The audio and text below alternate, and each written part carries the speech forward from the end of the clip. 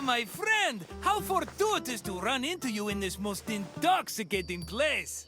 I'd offer you a drink, but for some reason the workers won't let me borrow any of their wine. Cheapskates. Why, I'm Marcos, of course, one of the most successful merchants in all of Greece. You really haven't heard of me?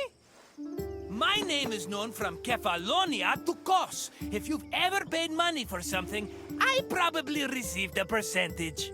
But enough about me. Let's go back to what you're doing here. You know, I once started my own wine business on Kos. It hit a bit of a snag when my investors, three brothers calling themselves the Cerberos, suddenly lost faith in me. But after they had a tragic run-in with a bloodthirsty Misthios, I was able to land on my feet. From then on, the streets of Kos overflowed with wine, and my purse overflowed with drachmi. Very sad about the Cerberus, though. Couldn't have happened to nicer people. As you can probably tell by all the grapes, this is one of Greece's many vineyards. Wine was an essential part of Greek culture, and this tour will take you through how it was made. In addition to being delicious, not to mention lucrative, wine was an important part of Greek economy. I promise I'll meet you at the end of your visit, my friend. See you soon!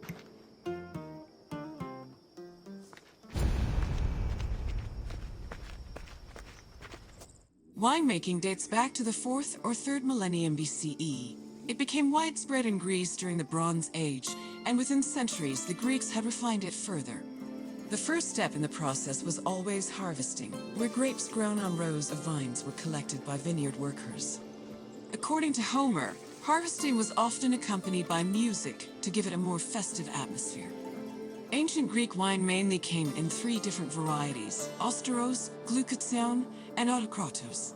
It could be flavored with spices, herbs, resin, and even perfume. It was also much stronger than modern wine, with an alcohol percentage of approximately 16%. Because of this, the drink was mixed with water to make it more palatable.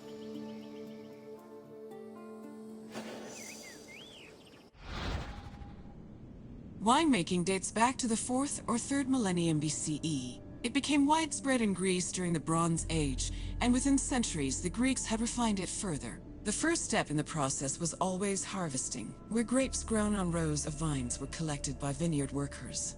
According to Homer, harvesting was often accompanied by music to give it a more festive atmosphere. Ancient Greek wine mainly came in 3 different varieties: Osteros,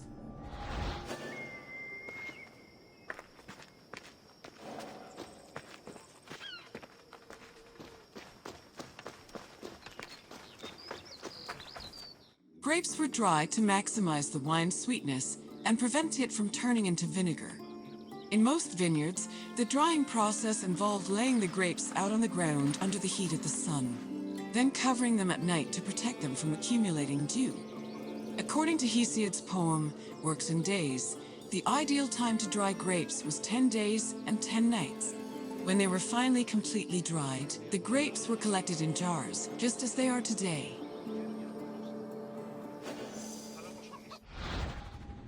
Grapes were dried to maximize the wine's sweetness and prevent it from turning into vinegar. In most vineyards, the drying process involved laying the grapes out on the ground under the heat of the sun, then covering them at night to protect them from accumulating dew. According to Hesiod's poem, Works and Days, the ideal time to dry grapes was 10 days and 10 nights. When they were finally complete.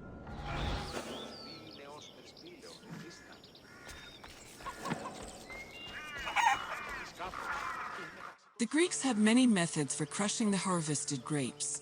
The most common technique was to use a lenos, a large treading vat where workers stomped on grapes with their feet. Alternatively, the Greeks sometimes crushed the grapes by hand using a strainer, mashed them with a mortar and pestle, or squeezed them using a tool called a sack press.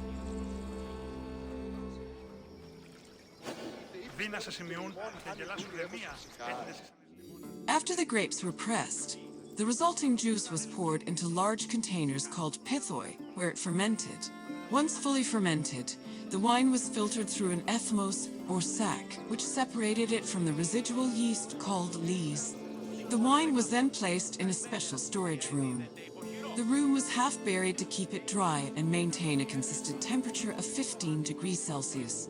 These measures ensured the wine wouldn't lose any of its quality before being shipped to market.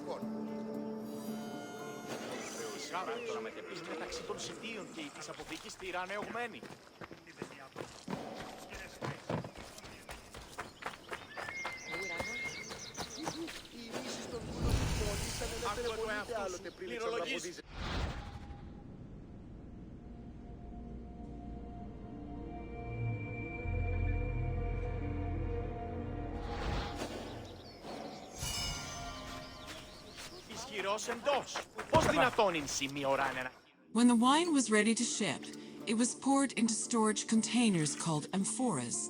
These were smaller than pithoi, which made them easier to ship and display in crowded marketplaces. However, that doesn't mean transporting wine was always a safe endeavor.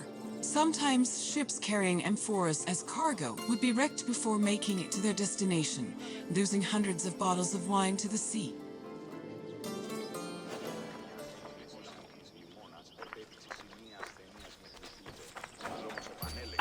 My friend, are you drunk with knowledge? I hope you enjoyed yourself learning about all the picking, stumping, and bottling that goes into making Greece's favorite beverage. Maybe if my customers understood how hard winemaking was, they'd agree more with my perfectly reasonable prices. But let's talk about something else, yes? What else can I do for you? You want your intelligence tested? Well, let me tell you, my friend, no one is more qualified for that task than me. Let's get started.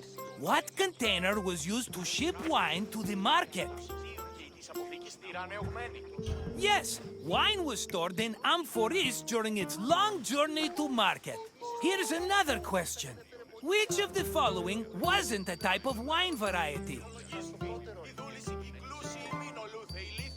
No, Avstyros was a... No, Correct! Thasos was an island famous for its vineyards, not a specific type of wine. Just one more question to go, my friend. Which part of the winemaking process created the grape juice necessary for wine?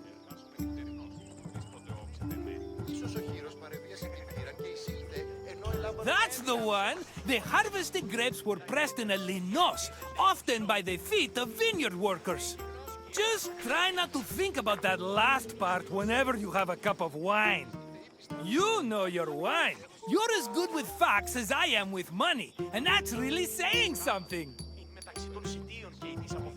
If you say so, my friend, I hope we see each other again soon. Οι μίσεις των δούλων την πόλης ελευθερώνονται άλλοτε πριν.